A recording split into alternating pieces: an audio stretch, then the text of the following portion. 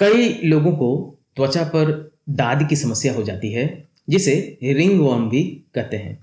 इसमें आपके स्किन के इन्फेक्टेड जगह पर रिंग जैसा बन जाएगा, गोल गोल, और उसी गोलाई के अंदर दाने जैसे रहेंगे। स्किन सूजी रहेगी, लाल रहेगी, खुजली हुआ करेगी। इसे विज्ञान की भाषा में डर्माटोफाइटोसिस या टीनिया भी कहते हैं। दाद का संक्रमण किसी कीड़ा से नहीं बल्कि कवक अर्थात फंगस से होता है, इसलिए इसे आमतौर पर फंगल इन्फेक्शन भी कहा जाता है। रिंग वर्म अर्थात दाद में रोगग्रस्त भाग पर छोटे छोटे दाने हो जाते हैं। ऐसा भी होता है कि पहले एक दाना या फुंसी जैसा निकलता है, उसमें खुजली होती है, आप खुजलाते हैं और खुजलाते खुजलाते वो बढ़ जाता है और गोलाई का रूप ले लेता है।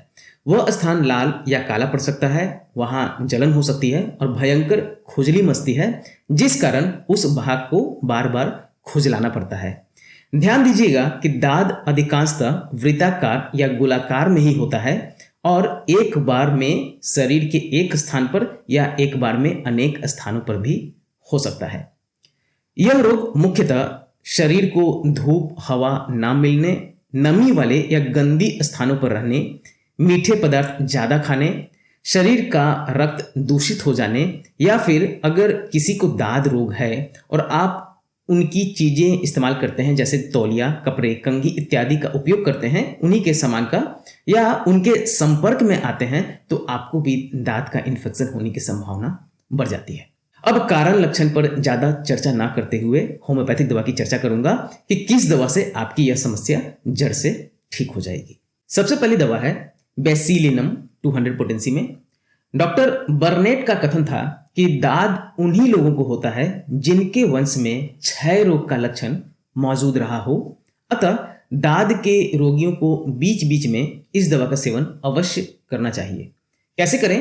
तो बेसिलिनम 200 की 2 बूंद हफ्ते में एक बार जीभ पर ले लेनी चाहिए। अधिकांशतः मामलों में इसी से रोग जड़ से ठीक हो जाता है।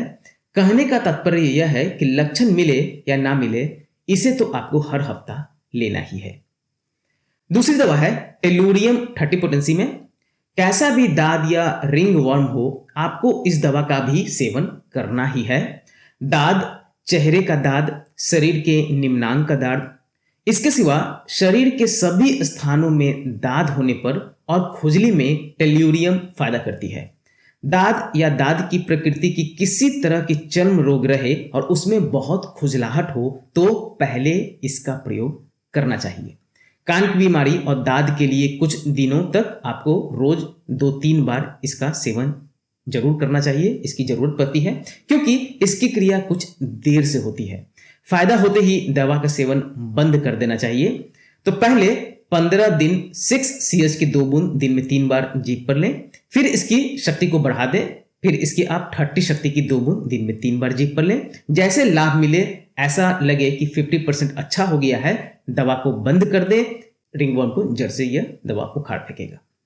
तो यहां पर मैंने जो 2 दवाई बताई है, बेसिलिनम और टेलुरियम, से ही 100 में से 90 लोगों का यह रोग जड़ से ठीक हो जाता है, अर्थात रिंगवर्म जड़ से निकल जाता है। जो 10 लोग बच गए हैं उनके मैं कुछ लक्षण और उसके दवा को बताऊंगा कि कैसे वो जो 10 लोग बचे हैं उनका भी रिंगवर्म का समस्या पूरी तरह से जड़ से चला जाएगा। आगे की दवा है सोरिनम 200 पोटेंसी में।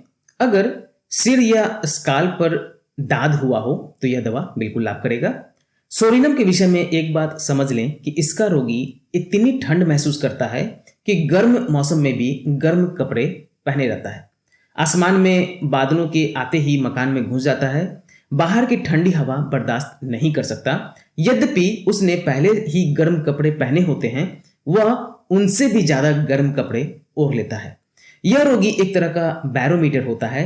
मौसम का उतार चढ़ाव उसमें दिखाई देता है, परंतु शीत प्रकृति का होते हुए भी दाद पर ठंडी हवा चाहता है। यह एक अपवाद है। ठंड बिल्कुल बर्दाश्त नहीं करेगा और दाद पर ठंड चाहेगा। अगर ऐसा लक्षण मिले तो सिर पर क्या कहीं भी दाद हो जड़ से समाप्त कर देगा सोरिनम दवा। लक्षण मिलने पर आप सोरिनम 200 पोटेंसी की हफ्ते में सिर्फ एक बार 2 बूंद जीभ पर टपका लिया करें। आगे की दवा है सल्फर 200 पोटेंसी में। इसके दाद में जलन खुजली विशेष है। इसके रोगी को खुजली और जलन ज्यादा ही होगा और साथ में पाचन क्रिया में गड़बड़ बनी रहेगी।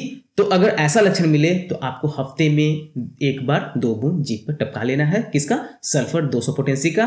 दाद और पाचन की सब गड़बड़ी सल्फर ठीक कर देगा। आगे की दवा है सीपिया 200 पोटेंसी में।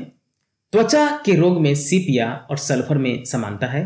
दोनों सोरा दोष नाशक हैं और दोनों को एक दूसरे के पीछे सफलतापूर्वक दी जा सकती है। ये दोनों एक दूसरे के पूरक हैं।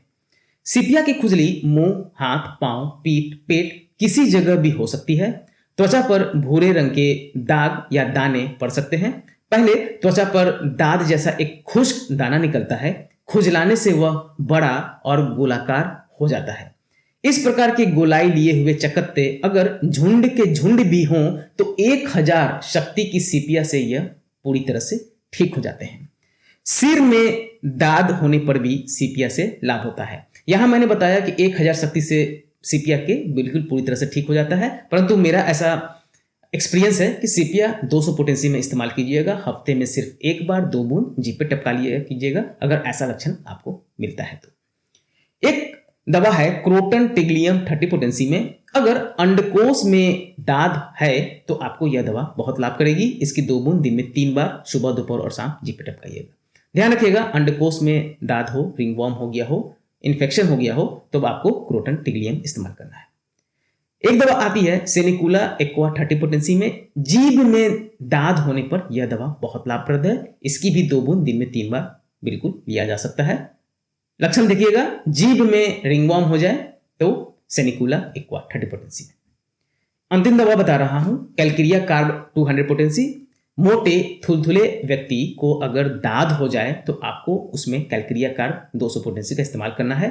ऐसे व्यक्तियों के हाथ पैर ठंडे बने रहते हैं तो एज अ कॉन्स्टिट्यूशनल दवा के रूप में आप उन्हें कैलकेरिया कार्ब हफ्ते में एक बार 2 बूंद जरूर दे दें, ताकि उनका समस्त रोग, रिंगवॉर्म हो, दाद हो, कुछ भी बीमारी हो, तो ऐसे लोग जो मोटे थुलथुले हैं, जिनके हाथ पर काफी ठंडे लगते हैं, जिनको ठंडा बहुत सताता है, बहुत जल्दी सर्दी खांसी जुकाम हो जाता है, ऐसे लोगों को कैलकेरिया कार्ब 200 पोटेंसी में हफ्ते में एक बार जरूर दे दिया करें। तो यहाँ मैंने रिंगवॉर्म के विषय में जानकारी दी है और होम्योपैथिक दवा के बारे में बताया है। तो सबसे जो मुख्य दवा 2 है, बेसिलिनम 200 पोटेंसी और टेल्यूरियम 30 पोटेंसी में, मैंने शुरुआत में बताया है। लक्षण मिले या ना मिले, आपको इन दोनों दवाओं को इस्तेमाल तो करना ही करना है। मैक्सिमम केस में इन्हीं 2 दवाओं से काम बन जाता है, परंतु अगर कुछ लक्षण बच जाए तो आप जो आगे का मैं लक्षण के आधार पर दवा बताया है, आप उनका भी सेवन अवश्य कीजिएगा। आशा करता हूं आपको मेरी वीडियो पसंद आई होगी। अगर वीडियो पसंद आई हो तो मेरे चैनल को सब्सक्राइब करें और वीडियो को शेयर करना ना भूलें, ताकि दूसरे लोग भी इससे लाभ प्राप्त कर सकें।